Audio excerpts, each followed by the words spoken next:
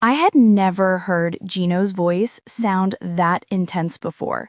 Part 1 of the Happily Ever After tell-all was already complete chaos, and I could not figure out what on earth Jasmine was doing. But the last thing I expected was for Gino's former partner, Natalie, to show up again. I assumed she would want to avoid more embarrassment, but apparently not. Let's talk about the emotions in the room. Too many to count. The contradictions, the heated reactions, the awkward silences, and the moment Jasmine revealed she had transformed their old wedding rings into earrings for her daughter, Matilda.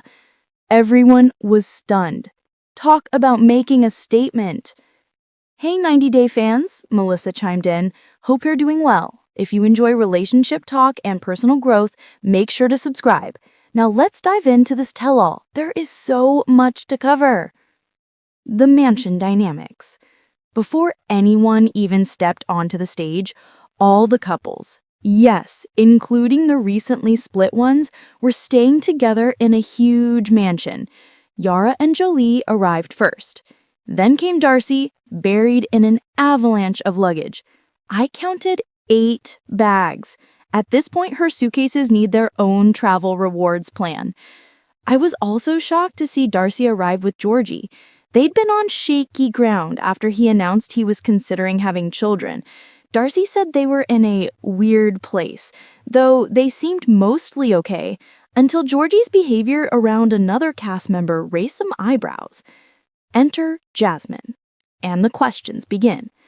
Jasmine arrived alone. Matt would join later. Before Gino even got there, the group wanted answers. Why had she allowed herself to get pregnant during an open marriage? Her explanation involved showers, timing, and a lot of confusion.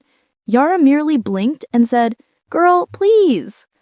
Honestly, it felt like Jasmine had prepared every possible explanation in advance. Her interactions with Matt, whom she described as a roommate she occasionally got close with, didn't help her case. Their comfort level seemed more than casual. Meanwhile, Georgie was acting oddly friendly.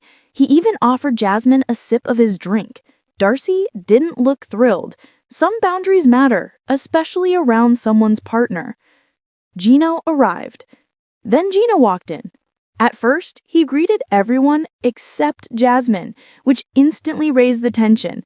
To make it worse, when he approached Joey at the bar, Joey accidentally left him hanging during a fist bump. The room practically vibrated with awkwardness.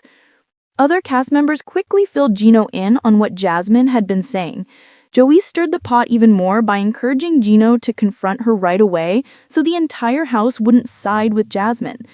Fueled by this pressure, Gino finally approached her. "So, Jasmine, you've been talking about me?" he asked. She insisted he was trying to ruin her life, while Gino claimed she had ruined his.